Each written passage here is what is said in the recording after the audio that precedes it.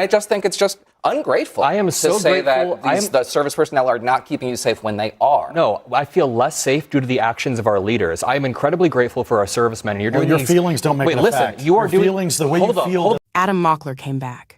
After that viral moment with Scott Jennings that had everybody talking, CNN put him back at that table, this time across from Noah Rothman and Hal Lambert. And within minutes, Noah Rothman looked at this young man and called him ungrateful to American service personnel.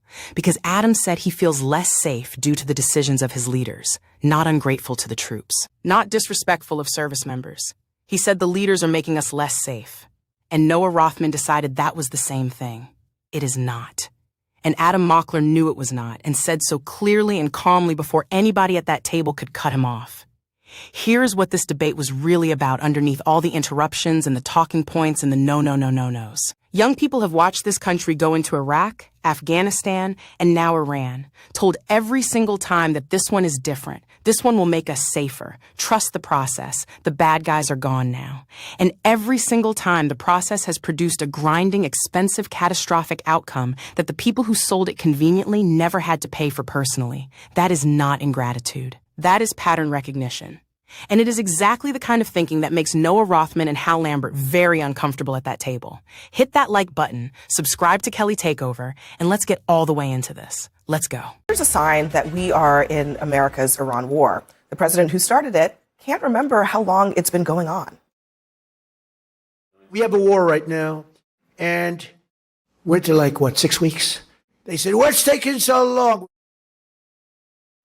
Not quite. We are in the 10th week of the war and the third month, with no end in sight, frankly. Donald Trump may not be keeping track, but Americans certainly are, via their gas prices. It's hit another high today, and one expert says that you can expect to see $5 at a pump if the Strait of Hormuz doesn't open soon. Now, the president is also dismissing how unpopular the war is. They give me fake polls. They tell me about polls and this. It's interesting. They did a poll on the war with Iran, and they said only 32% of the people like it. Well, I don't like it, and I don't like war at all. They said 32% of the people are against President Trump. Well, when you explain it, is it okay for Iran to have a nuclear weapon? It wouldn't be 32%. But even if you said that, there'd be a 32% because the polls are fake. I mean, they're totally fake. For the reality, at the start of the war, Americans were pretty evenly divided in their support for the conflict. But now, 61% say that the campaign in Iran was a mistake. And there is a clear generational gap, too. While older Americans are split, 61% under the age of 35 oppose the war, and 80% of those under 30 say there were no sufficient reasons to attack Iran in the first place, while 51% over the age of 65 say that there were. So this generational divide, I think, when it comes to war, has always been a thing in America, but it seems particularly acute right now, Adam. Yeah, for my entire life, the United States has been at war with some country in the Middle East, and young people have constantly been told that this will make us safer and make us better off. When we look around at the world today, we are less safe and we are worse off. Millennials grew up watching all these headlines saying that Iraq had been, defeated, that we had taken out Saddam Hussein and we had killed all the bad guys. Well, that turned into a grinding counterinsurgency that cost us $1 trillion, and it was a catastrophe. The same thing happened with Afghanistan. And now Gen Zers are going to the same thing with Iran. We are watching the same people who defended these first two failed wars go on television and defend another failed war. This war is failing. We have not gotten any political concessions. And I'm sorry, I'm not buying this trust the process line. I don't trust the same people who got us into the prior wars, amassed trillions of dollars in debts, and are not putting America first on the global stage. So putting aside, perhaps for a moment, even the politics of this current moment, I mean, is it fair for young people to have that level of distrust of the people, to Adam's point, who maybe defended the last war and were wrong and are defending this war too? Yeah, I don't think so. I think, honestly, Adam, that's immensely ungrateful to American service personnel and the people who keep us safe every day. After 9/11, it was by no means guaranteed that there would be no mass casualty terrorist attack on American soil in the immediate aftermath of that attack, especially since we had events in Madrid, in London, etc. And after the attack on Iraq and the elimination of Saddam Hussein's regime, we took a terrorist supporting enterprise off the map. We don't talk about Iraq anymore as a threat to national security because it isn't. And those who would pretend as though Iran is not a national security threat and are just frankly dismissive of the extent to which American service personnel get up every day to stop these people from executing the attacks on American and their allies that they plan every single day. This is a thorn in our side. It absorbs a lot of American taxpayer dollars, to say nothing of the energy of our service personnel. And I just think it's just ungrateful I am so to say grateful. that the service personnel are not keeping you safe when they are. No, I feel less safe due to the actions of our leaders. I am incredibly grateful for our servicemen. You're doing Your feelings don't make Wait, it a listen, fact. you are Your doing feelings, the way you feel doesn't make it. You are more Let me safe finish. with Iran He was talking to me. than He was talking to me. Hold on a second, Hal. I'll let you respond. Noah was talking Let me to let me. him Is a finish his problem. thought. You are doing the exact same thing that I just laid out in the opening. You are telling young people they shouldn't be asking questions. They shouldn't be questioning the people I'd in power love because you it's to ask some ungrateful. questions about the nature of the Okay, then Iranian what was threat. ungrateful about what I said? I said that the leaders are making us less safe, and I can prove that. Right now, Iran has control over the Strait of Hormuz, and that is a weapon they didn't have control of 2 months ago. Of course they did. They shut down the Strait of Hormuz in the 80s. And we opened it up in the 80s. By the way, There was free passage Iran to the with a Strait of nuclear Hormuz weapon. You think 2 gas months ago. prices are high right now? Iran with a nuclear weapon, we'd have unlimitedly high gas prices. They would take control of the Strait of Hormuz, and they would blackmail the world. Where are they from having a nuclear weapon? Where's the enriched uranium right now? They're non-existent. Where's the enriched uranium We're right going now? to get the enriched uranium. No, where is it? I want you to answer. It's buried right now. But where is it buried? Keep You're asking me. I'm not in the classified briefings, and neither are you. So just Where be is quiet it for a minute buried? and let We me know it's finish. buried in Iran. Let me finish. Okay, Adam, let we me are finish. we are more safe than we were before we took out Iran's nuclear capabilities. Absolutely more safe. The Strait of Hormuz is going to be open, and Iran's not going to control it. That is In 2 absolutely weeks? going to happen. It doesn't matter if it's 2 weeks or 2 months. It does actually matter It does because not. economists are saying if it's closed for a few more months, then we're going to go into a recession. So it does matter. It absolutely does matter. No one's predicting that because the markets that are all-time high. No one's predicting that? The markets that are an all-time high. The markets aren't predicting it. With the oil markets? Inflation rates, the inflation rate has stayed where it is. And by the way, What was inflation when Biden took office? unemployment has stayed low. So hold when on. you're talking about everyone's predicting this. Can you It's look not the true. average American in the just eye?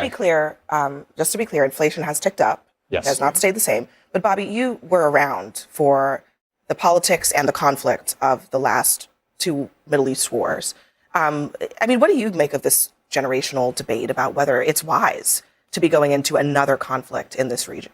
Well, I can't fault the logic that when you've seen this happen through your lifetime and you're still living with the consequences of it in one fashion or the other, you're bound to be reluctant to get into the war.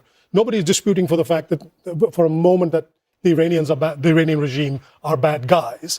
But when you hear the president and our leadership constantly changing the explanation they're giving for why we're at war, constantly changing the timetable of how long this is going to last, and then forgetting how long it has been going on, then you're right to push back and say, kindly give us a clearer explanation for why we're there, how long we're going to be there for. It's not enough to say, sit at this table and say, it'll be over, and then the Straits of Hormuz will be open. We've got no indication of that being the case.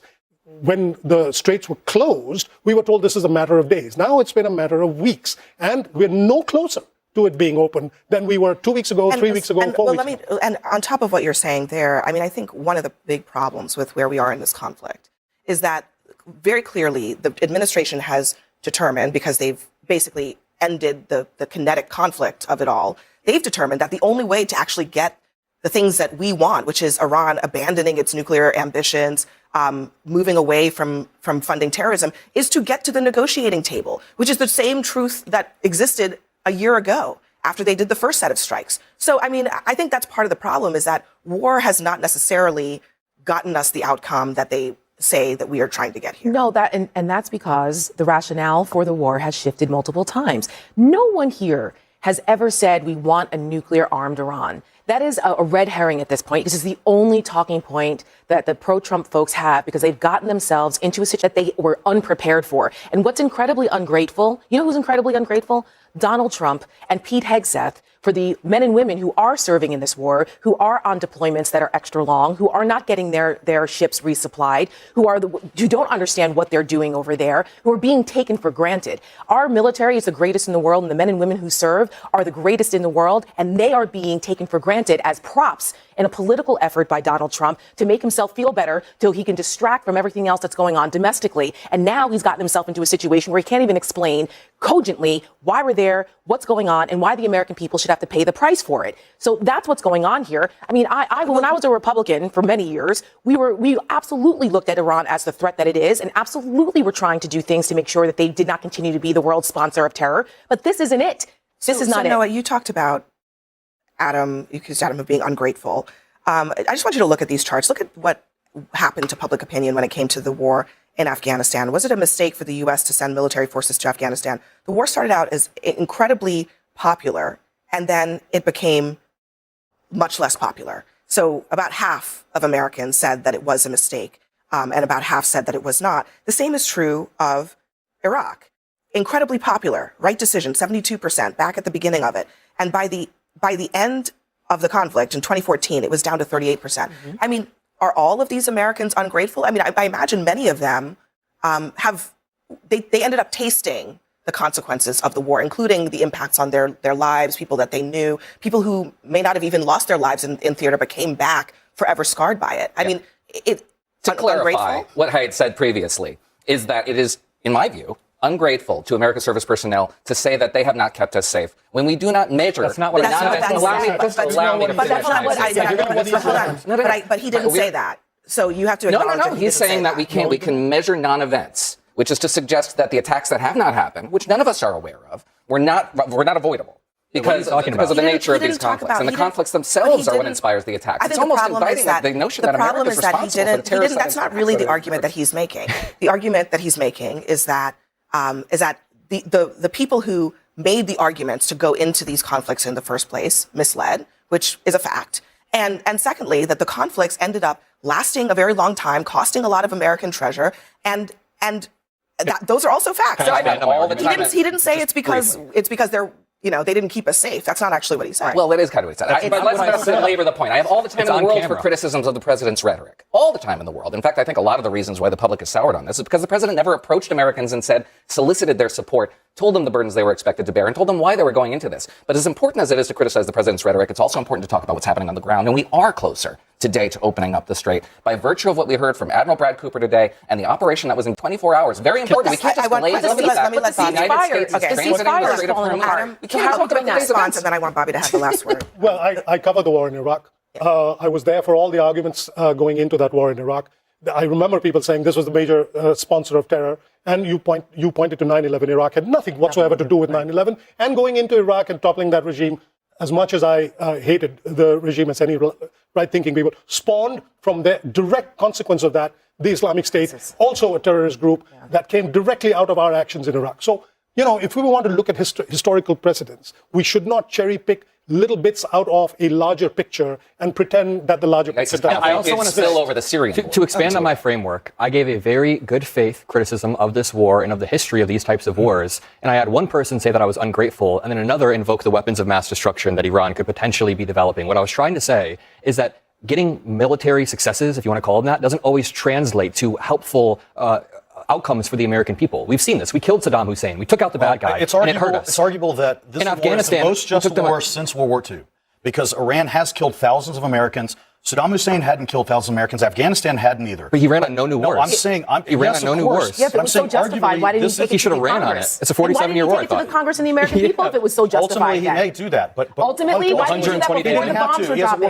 Didn't say he had to. I'm using your own logic where you said it was so justified, the most just war since World War II. Then why didn't he go ahead and present it to the American people that way? Iran has killed thousands of Americans. We know we've established this. Iran is a threat to the world. Okay, if they get nuclear weapons, they would control the Strait of Hormuz anytime they wanted to, and people wouldn't be able to do anything about it. They do not need high oil prices now. We're going to have skyrocketing. They do not need nuclear weapons to control the Straits of Hormuz. The Straits of Hormuz are right there. You can't change geography. They need small speedboats. They just need to issue a threat. What happened in the last few weeks? They didn't do anything. All they had to say was, we're going to shut the straits, and the markets did the rest. The insurance companies refused to insure ships. Shipping companies refused to go. They do not need nuclear weapons to shut. That is resolvable in the Horn of Africa and the Strait of Malacca. It's resolvable in Hormuz. All right, Bobby, thank you very much for being here. Let us put the actual record on the table, because Noah Rothman and Hal Lambert were counting on the emotional weight of the word ungrateful doing work that facts cannot do for them. Adam Mockler made one specific claim: the leaders are making us less safe. And he offered one specific piece of evidence to support it. Iran now has control over the Strait of Hormuz, a weapon and a leverage point they did not have 2 months ago. Gas prices are at a new high. Economists are warning that if the strait stays closed for a few more months, the country is heading toward a recession. That is not a feeling. That is a documented economic consequence of a military decision made by this administration. Noah Rothman's response to that specific claim was to say that Adam was being ungrateful to the troops. And then Hal Lambert jumped in with facts: don't care about your feelings. Which is breathtaking in its irony, because the entire argument Rothman was making was about how Adam should emotionally feel toward the military. Facts don't care about your feelings from the man who just spent 2 minutes telling a young veteran that his feelings of being less safe were wrong and ungrateful. That tactic has a history, and Adam named it directly. The second someone questions a war or criticizes military intervention, they get accused of disrespecting the troops. It happened during Vietnam.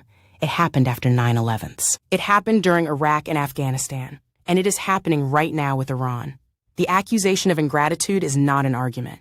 It is a conversation stopper designed to make the person asking questions feel like the problem rather than the people making the decisions. And Tara Setmayer said the thing that needed to be said and said it without flinching. You want to talk about ungrateful? Donald Trump and Pete Hegseth are ungrateful. To the men and women serving in this war on deployments that are running longer than told, whose ships are not being resupplied, who do not have a clear answer for what they are doing over there or how long they will be there, who are being used as props in a political effort to distract from everything falling apart domestically. That is what ungrateful looks like. Not a young man asking his government to explain why he should trust them when they have been wrong every single time before. Phillip showed the panel, the charts, and the charts said everything. Iraq started at 72% public support. By the end, it was down to 38%. Afghanistan followed the same arc. Popular at the start, catastrophic by the end. Are all of those Americans who changed their minds ungrateful too? Are the families of the people who came home forever changed by those conflicts ungrateful for noticing what those wars cost them? Noah Rothman's answer was essentially that we cannot measure non-events, the attacks that did not happen, the threats that were stopped before they reached us. And that is a genuinely interesting argument, except for one thing. The conflicts themselves are what inspire the attacks. That has been documented in the intelligence assessments of every major counterterrorism agency in the Western world. Military intervention in the Middle East does not reduce the motivation for attacks on American interests. It increases it. That is not opinion. That is the documented finding of analysts across administrations of both parties. And here is the part of this debate that nobody wants to say out loud, but Hal Lambert accidentally walked right into it.